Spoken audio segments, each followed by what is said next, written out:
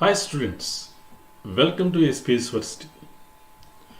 So in this session we are going to learn about ecosystem. So what is meant by ecosystem? So ecosystem is an interaction of living things among themselves and with their surrounding environment.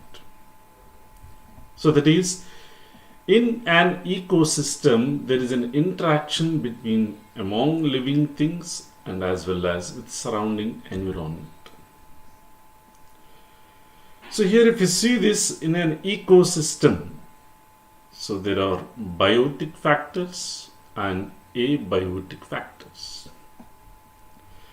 Abiotic factors means the non-living factors.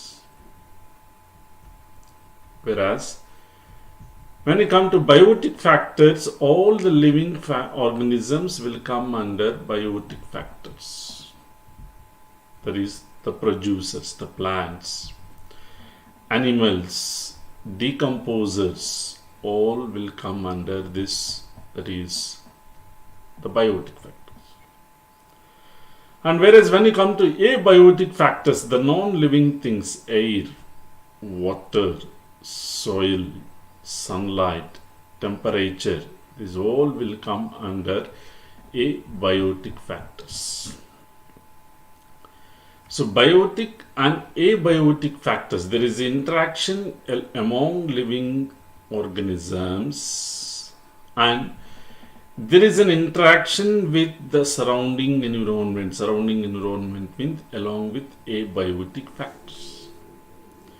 So this interaction is called, that is, the ecosystem. And in the ecosystem, there are natural as well as man-made. So man-made means which are made artificially. So with the interference of humans, there are many man-made ecosystems like crop ecosystem. Okay, these all are man-made. In natural we have terrestrial. Terrestrial means the land which are present on land. Aquatic means which are present on water. So there are natural and man-made ecosystems. So natural may be of again terrestrial, aquatic. Man-made, again there may be different one, crop ecosystem. Okay, aquarium, these all will come under man-made. So first we'll discuss about terrestrial ecosystem. So terrestrial means which are present on land. Like you are seeing a forest. Okay, a cave, evergreen forest, a desert, this all will come under the terrestrial ecosystem. Okay, a grassland ecosystem, a forest, caves, and next the deserts, this all will come under terrestrial ecosystem. Come to aquatic ecosystem, river, or where the river joins with oceans, okay, sea, ponds, lakes, these all will come under aquatic ecosystem. That is, water is one of the main component. So here you can see the pond, ocean, estuaries, where the water, the river water joins with the ocean water. This is called estuaries. River, lakes, ponds. Okay, these all will come under aquatic ecosystem. And when you come to man-made ecosystem, so the best example you can take the Cropland ecosystem, where we grow various types of crops for our need and necessity. So here you can see an aquarium which is made by humans.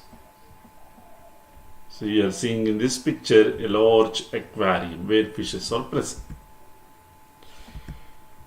So here, whatever it is, the ecosystem, whether it is natural, man-made, or terrestrial, or aquatic, whatever it is, in any ecosystem, there is an interaction between biotic and abiotic factors for maintenance of the ecosystem.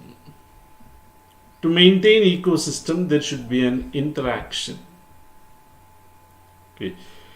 So here if we take the abiotic component, that is all the living things come under, non-living things come under abiotic, and living things will come under biotic. So here you can see. For example, if you take plants, they take nutrients from, so the plants will take nutrients from the soil. And these plants are eaten by consumers. And again the consumers on death and they are decomposed. So here there is a movement of these, the energy, where there is a loss of energy that is in the form of heat. Okay. And during this process there is a lot of cycling of nutrients. Nutrients will move from one trophic level to other trophic level. So like this, there is an interaction between the abiotic and biotic components to maintain the ecosystem. So any ecosystem if you take, if you see the distribution of different species, okay. So that distribution, that vertical distribution of species is called stratification, where the vertical distribution, like for example if you take forest, the trees will occur at higher level than shrubs. So here you can see these are trees, canopy layer, and below this the sub canopy layer. Okay, and that is next one, that is the head layer. Okay, so the next one is head layer. Next the ground layer, where roots, this all soil is present. So here you can see there is height in trees, that is 40 meters, that is long trees which are 40 meters in tall. Okay, like there are shrubs, there are herbs, and long trees which has canopy, the covering of the branches, and the sub canopy, and whereas the herbs and shrubs which are present below this. Okay, so here if you see this, that is in an ecosystem there is a distribution of species. Okay, like as we seen in forest ecosystem, the bottom one, the ground layer, which is occupied by soil, the roots and all. Next herbs, shrubs, trees, the canopy, in canopy, sub canopy, these all will come under different stratifications of an ecosystem. Okay, so when you come to ecosystem, when you come to the functioning of ecosystem, there are majorly 4 functions of ecosystem. That is, one is productivity, another one decomposition, and next energy flow and nutrient cycle. So these are 4 major functions of ecosystem: productivity, decomposition, energy flow, and nutrient cycling. Okay. So here when you come to a pond ecosystem, okay, so here you can see the plants, the producers are the macrophytes and phytoplanktons. Phytoplanktons means the plants present in the water ecosystem, they called phytoplanktons. Consumers, which are called heterotrophs, which depend on others for their nutrition, like zooplanktons, nectic animals which live in between the water, benthic which live at the bottom of the water. These are called benthic. Decomposers, bacteria, fungi and flagellates. These all will come under decomposers. So there are producers, there are heterotrophs, there are decomposers. Okay. So whatever it is, whether it is a producer or a decomposer or what it is a consumer and a heterotroph, whatever it is. So the ultimate source of energy in an ecosystem is sunlight. That is, sunlight is required for proper functioning of an ecosystem. Okay. So this sunlight is trapped by producers, that is the plants, the phytoplanktons. Sunlight is trapped by the producers. So whatever the sunlight is trapped by producers, okay, it is converted to biomass. That is, the energy which comes from sunlight, it is used to produce biomass. So the amount of biomass produced per unit area in a period of time in plants by the process of photosynthesis, it is called primary productivity. So productivity means amount of biomass produced in a trophic level, whether it may be producers, heterotrophs or whatever. Whatever biomass produced in an area over a period of time in plants specifically, that is called primary productivity. So what are the units of this? That is grams per, that is years, per kilocalories per meters. So these are the units of productivity. So here you can see that is the productivity over different areas on the earth. Wherever it is green, it is showing the productivity. Okay. The more the green, the more the productivity. Here you can see the more productivity. In this region, you can see more productivity. In this region, you can see more productivity. Okay. So it is called primary productivity. Okay. And in primary productivity, again, they are divided into gross primary productivity and net primary productivity. So net primary productivity, again they are divided into gross and net primary productivity, GPP and NPP. What is meant by gross primary productivity?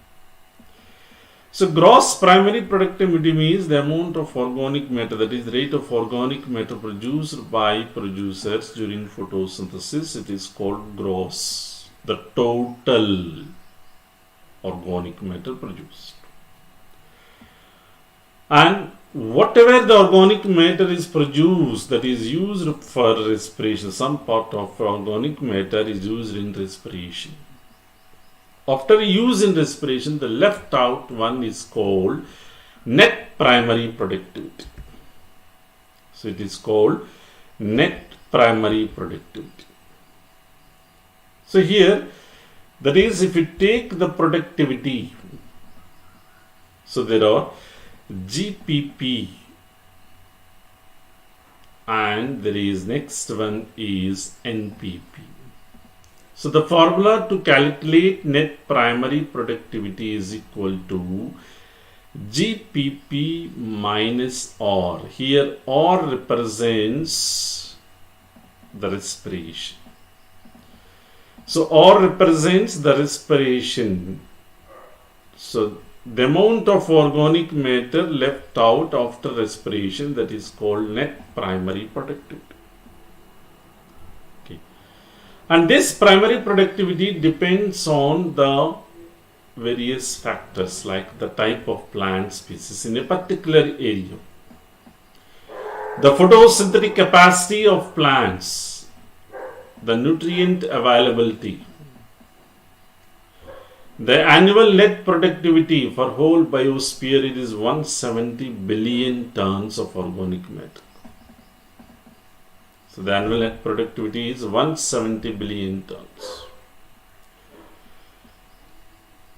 So primary productivity is related to producers, that is plants where the organic matter is produced at the rate, specific rate.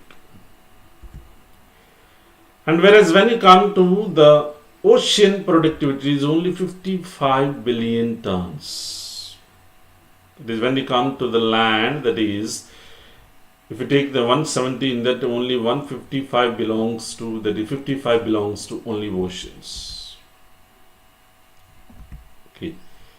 So here you can see there is secondary productivity. Secondary productivity means the amount of organic matter produced by consumers, the rate at which it is called net, that is secondary productivity. In secondary productivity, again there is gross secondary productivity and net secondary productivity. The total energy that is produced minus the respiration, the net secondary productivity. Okay. So here you can see the total energy taken in. Energy to drive cellular process, the respiration, whatever waste is left out. So like this, there is a productivity at each trophic level, that is in primary, secondary, like this you can go on writing tertiary. And when you see this productivity, the productivity is more on terrestrial as well as less in water, that is oceans. The reason is the limitation of sunlight.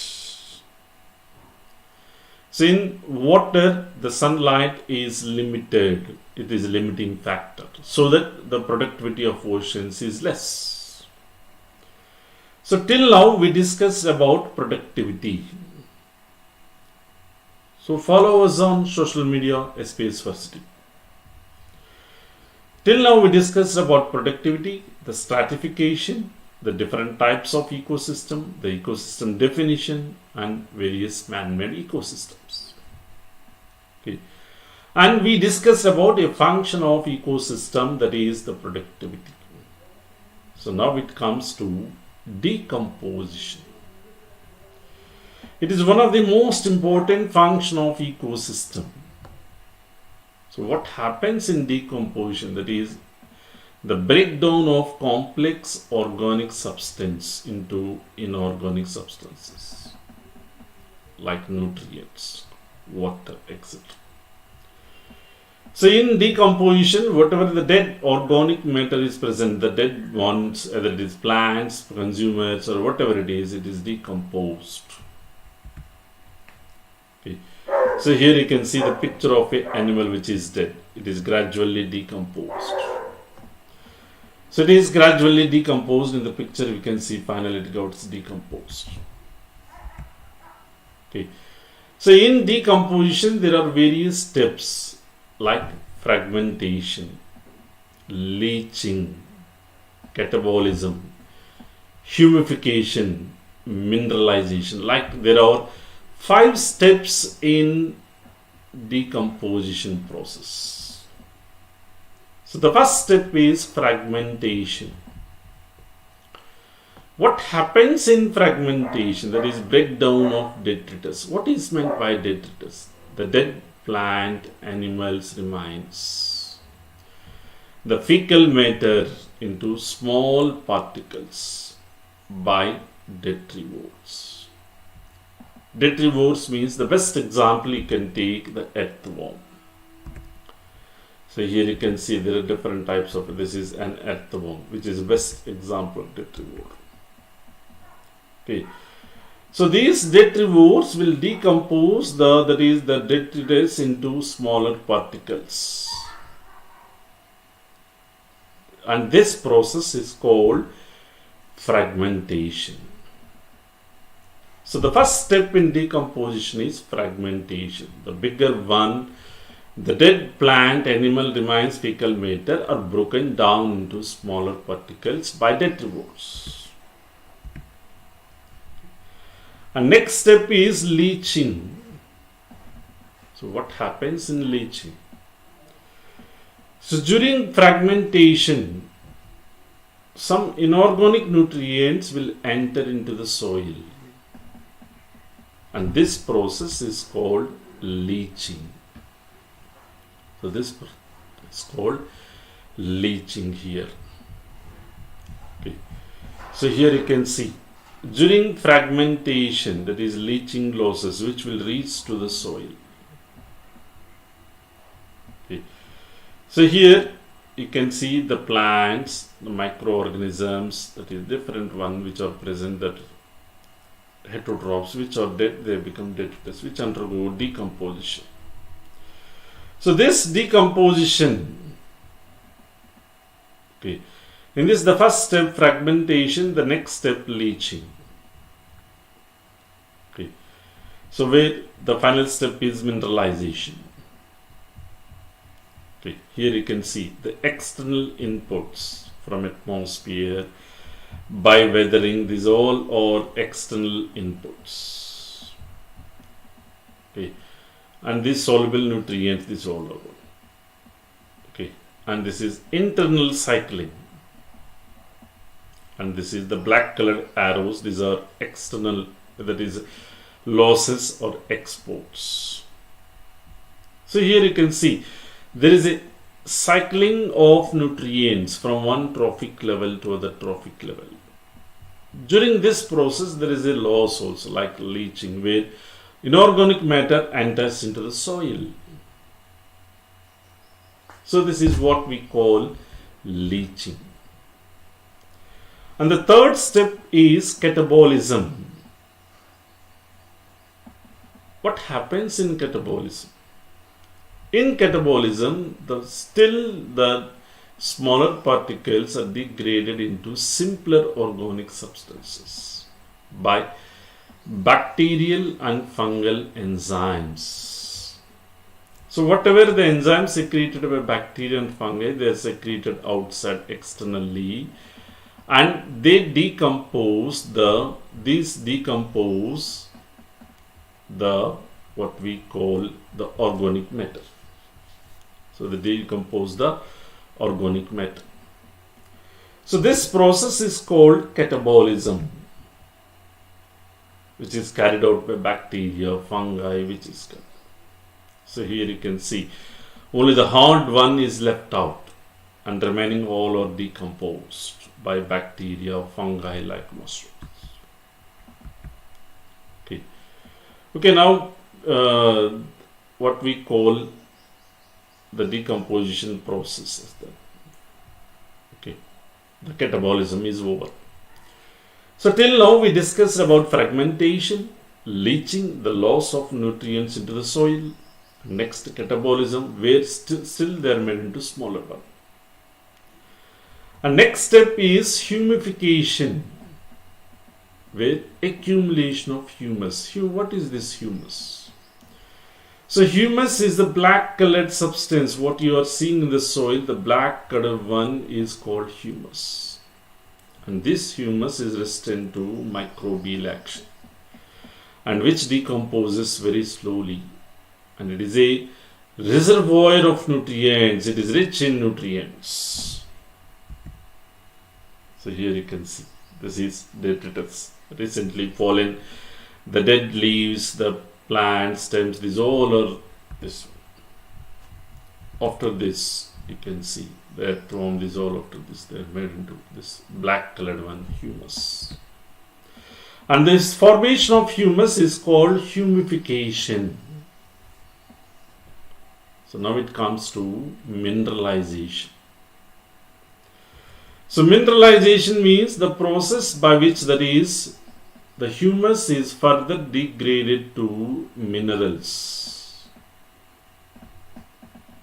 Okay. And this process is an oxygen consuming process. It requires oxygen. And it is controlled by climatic conditions as well as the chemical composition of detritus. So mineralization is an aerobic process, and as well as it depends on the chemical composition of the detritus and climatic conditions. Okay. So here in this mineralization, here the humus is further degraded to, that is decomposed to nutrients. So when you come to detritus, that is above ground which is fallen, that is called litter. Recently fallen one litter. Next. And this detritus by various environmental conditions, fragmentation, leaching, catabolism, humification. Later on, after this humification, next mineralization, by the end from humus, you'll get the nutrients.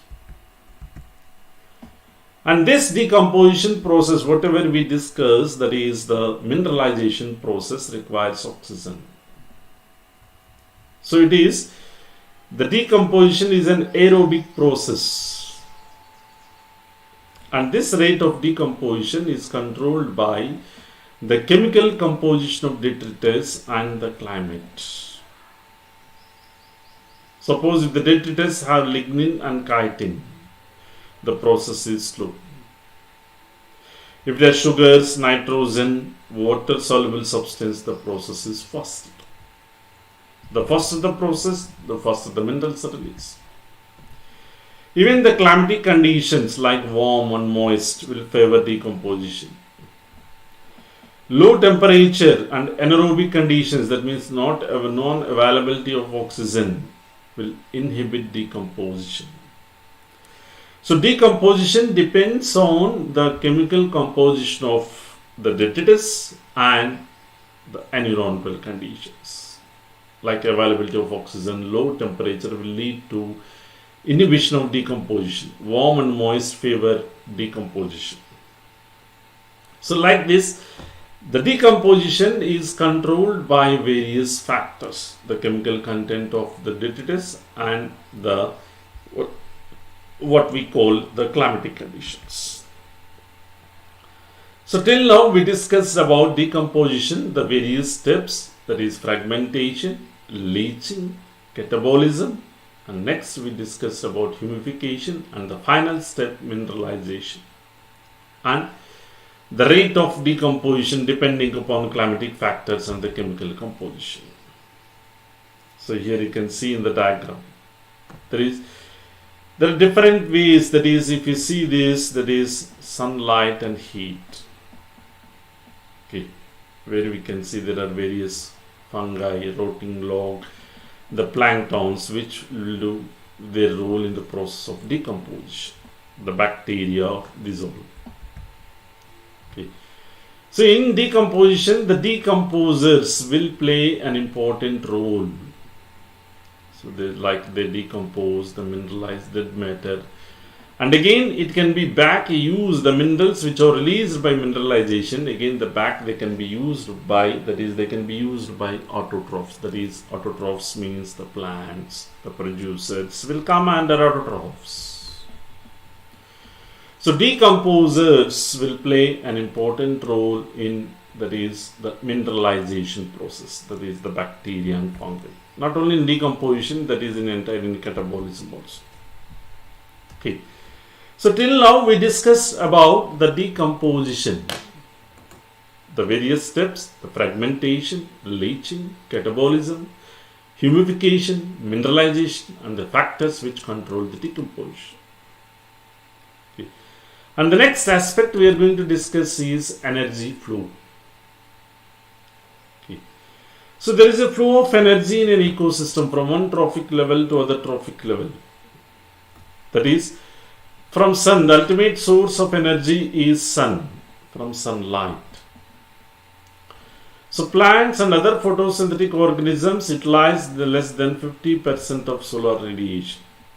So plants can use only in solar radiation, that is photosynthetically active radiation, that is called in short form PAR. So photosynthetically active radiation. So you can see the light. So in this light, from 400 to 718 nanometers, that is the visible light. So which has all colors, that is VIBGYOR. Beyond this 780 nanometers, it is infrared rays where plants exist. Below this, the ultraviolet rays and the X-rays where the plant doesn't use. Okay. So only visible light, in that visible light only the photosynthesis can be carried out. So which it is called photosynthetically active radiation. Okay. So plants can use only 2 to 10% of power. Only 2 to 10% of power. So here you can see. So sunlight is ultimate source, where in this also heat is lost, which is 2 to 10% is used by plants. From plants it reaches to second trophic level, the primary consumers, that is herbivores. Here also heat is lost. From primary to secondary consumers, tertiary consumers, where at each level there is a loss of heat from one, when there is energy flow from one trophic level to other trophic level, there is a loss of energy in the form of heat. So here, as energy is transferred, food, that is in the form of food, from one trophic level to other trophic level, there is only 10% of energy is transferred. The remaining 90% is wasted in the form of heat and others. That is 10%, it is called 10% law. So what it states is, during transfer of energy, only one trophic from one trophic level to other trophic level, only 10% is stored at higher levels. Remaining 90% is lost in the form of respiration, that is heat. And this 10% law is proposed by Lindemann in 1942. So here you can see, from producers, that is where primary consumers, that is if you take 4500 kilojoules, here they get 500 kilojoules, where only 50 kilojoules is taken by this secondary consumers, next 5 kilojoules by tertiary consumers. At each stage there is a loss in the form of heat. That is, here there is 450 kilojoules, 445 kilojoules in the loss of heat, waste or uneaten parts. Okay. So here only a small fraction of this is stored as organic compound to consumers. The remaining is lost in the form of respiration and other life supporting activities of the plants. Okay. So when you come to energy flow, it is unidirectional. It always flows in one direction. It always flows in one direction. Okay. So where it follows the first law of thermodynamics. So here you can see a food chain. Complete plant of it. At every trophic level there is a 90% of lost. Okay. So here you can see energy transferred in the form of food and leads to degradation of major part as heat due to metabolic activity. So very less amount is stored as a biomass, that is 10%. Remaining 90% is lost in the form of heat, respiration, uneaten parts, wastage, like this. So here you can see, in the producers, if there is 100%, primary consumers will get only 10%. Secondary consumers 1%. Third level, that is tertiary consumers 0.1%. Quaternary 0.01%. That is only 10% is transferred from one trophic level to other trophic level, which is called 10% law by Lindemann. Okay. So here whatever the transfer of energy or food is through in a sequence of organisms, that is a series of organisms, which is known as a food chain. A food chain is a series of organisms through which transfer of energy or the food takes place. So here you can see the best, that is the food chain from plant, the grasshopper. Grasshoppers consumed by birds, birds consumed by snakes, snakes consumed by wool. So this is the trophic level 1, trophic level 2, trophic level 3, trophic level 4, trophic level 5. So each trophic level occupies a specific position in an food chain. So this food chain represents the flow of energy through ecosystem.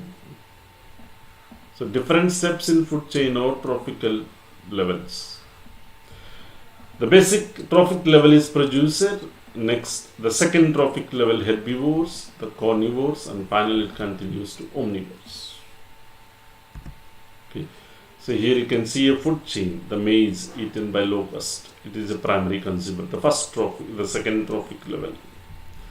Lizard, secondary consumer, which consumes the locust. The third trophic level. The snake, which comes under the fourth trophic level. Okay. So where there is a flow of direction of energy from one trophic level to other trophic level. Okay. And when you come to food chain, so basically there are two types of food chain. So one is grazing food chain, where it starts with, that is the producers, where the primary source of energy is solar radiations. So here you can see the grass, which takes energy from that is sunlight, sun. And whatever the sunlight comes from this, it is taken by grass, from grass to wool, from wool to bird. There we can see a sequence of organisms. That is grass, wool, and wool. Okay. So this is called grazing food chain. And next one is detritus food chain. So here the primary source of energy is detritus. And the first trophic level is occupied by detrivores. Whereas in grazing food chain, the first trophic level is occupied by the what we call the producers. But here it is detritivores. So they are very small size. So here you can see dead leaves on decomposition. Okay.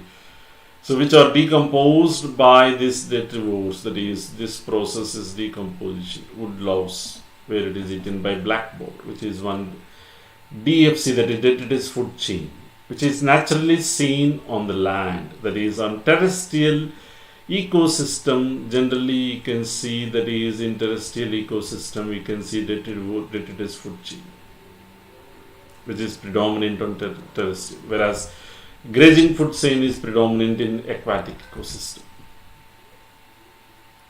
Okay. In aquatic, GFC is major, grazing food chain. In terrestrial, DFC is major. So detritus, primary detritus feeder, that is the primary energy source is detritus. This is the detrivores are first trophic level, and the next one, that is the second trophic level. Okay. And the number of steps is limited in detritus food chain. They are very small size, but whereas GFC, it is very number is more in GFC. Okay. And here there is a interconnected, this both types of food chain, that is detritus food chain and grazing food chain, both are interconnected in terrestrial ecosystem. There is an interconnection between this. That is, decomposers, whatever it is, whatever it is the trophic level, whether it is producer or primary consumer, secondary consumer, tertiary consumer, they will undergo decomposition on their death. That is, by the end of their lifespan, they have to undergo decomposition. So decomposers will make the soil rich where it is taken by producers. Okay. So till now we discussed about the food chain. And now we are discussing about, that is, the food web. Okay. So follow us on social media SPSVERSITY. Okay. So till now we discussed about the flow of energy through a food chain. Okay. A food chain is a sequence of organisms. But there are many interconnections of several food chains in nature. That is, which we call it as the web of food chains is called food web. Okay. So like food chains, the food webs are not straight. There are different ways, that is alternative ways for food availability. So which maintains this ecosystem development and stability. So here you can see the food web in a forest. That is, if you take the plants, that is, these are eaten by goat as well as rabbit. The goat by jackal, next by lion, whereas the rabbit by wildcat, lion. Okay.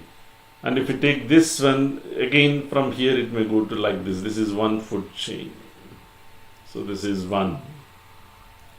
So this is one. This is one. So like this, there is a food chain. There is a food chain. And there is interconnection among different food chains in nature. So which is called the food web.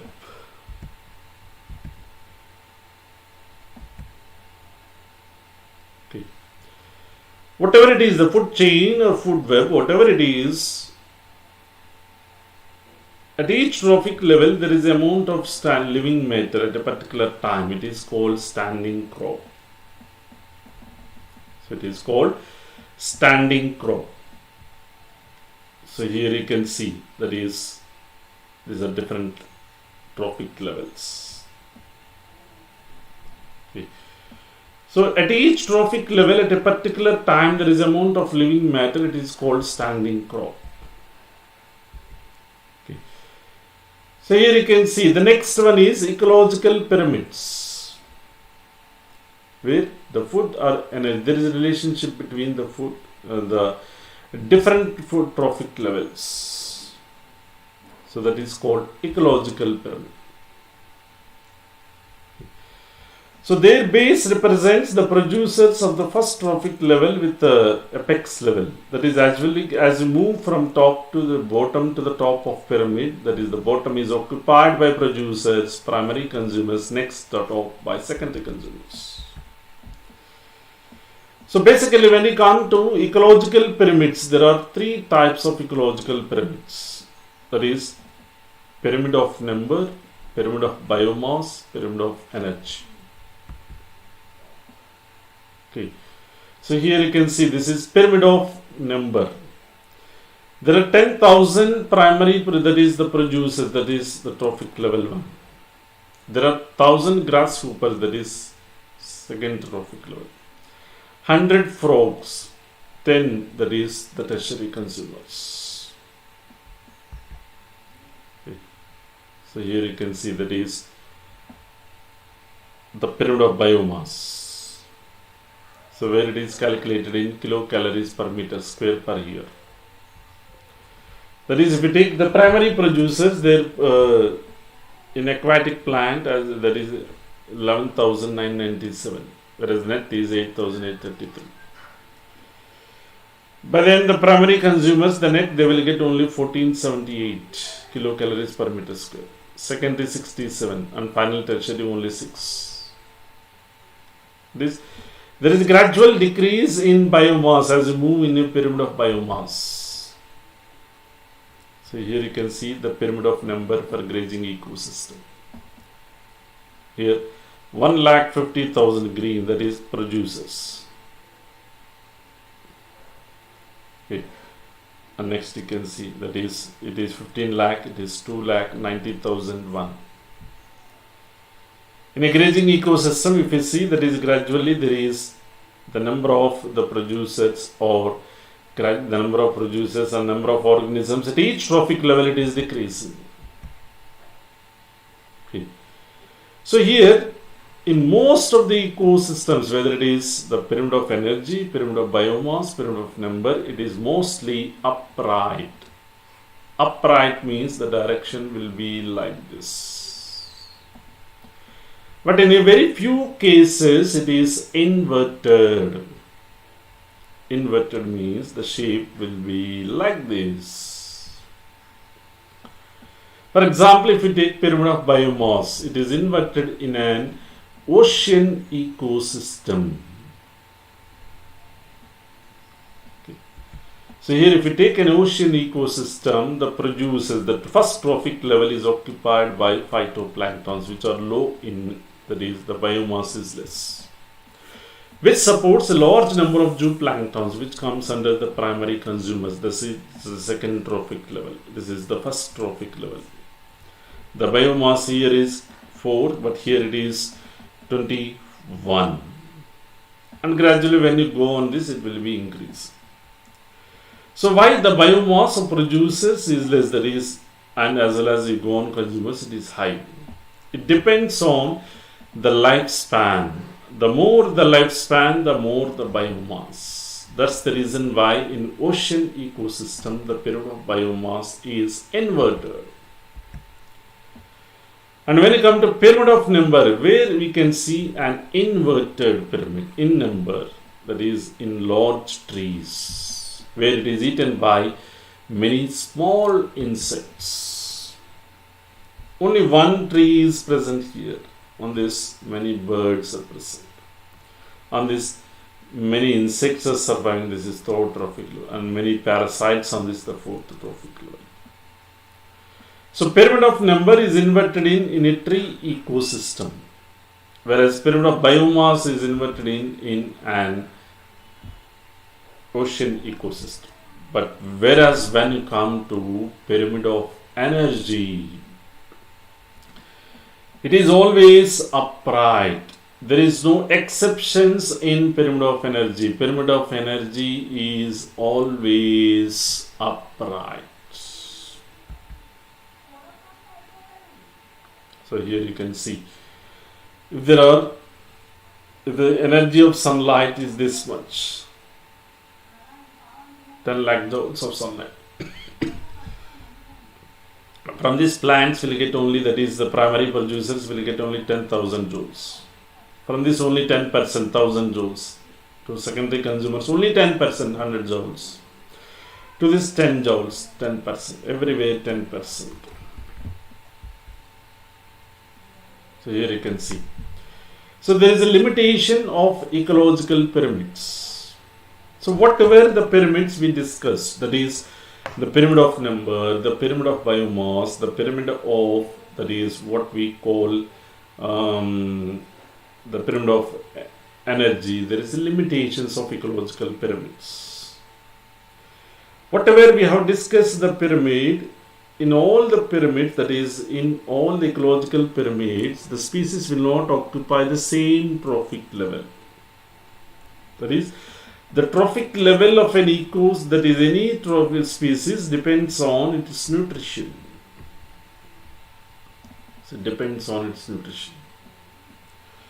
So it doesn't explain this. And it always says that it assumes simple food chain. Okay. It never exists. But doesn't explain about food web.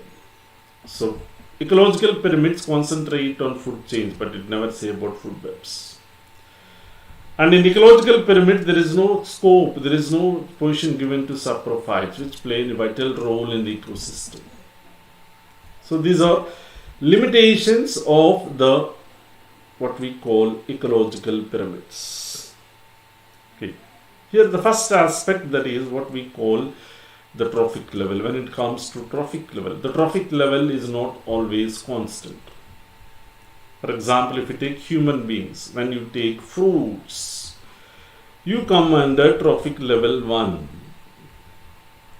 But when you take meat, humans come under trophic level, that is trophic level 3. So when they take fruits and vegetables, they come under trophic level 2. When they take meat, they come under trophic level 3. That is, trophic level of an species is not always constant. It will be changing. Like as we discussed the example of humans. Okay. Suppose if we eat fruits, seeds, vegetables, we come under trophic level 2. If we take meat, we come under trophic level 3. Okay. Even if we take milk, we come under trophic level 3. So, depending upon the nutrition, the trophic levels of species will be changing. It is not constant. So, it is not constant. So, these are the limitations of ecological pyramids. So, till now we discussed about the stratification, different functions of ecosystem. Next one, that is the productivity. Discussed about productivity, net primary productivity, gross primary productivity, secondary productivity. In decomposition, we discussed about fragmentation, leaching, catabolism, humidification, mineralization. And next, in energy flow, we discussed about what we call the food chain, the food web, ecological pyramids. So, these are different aspects which we discuss in today's session. So, thank you all. We'll meet in the next session.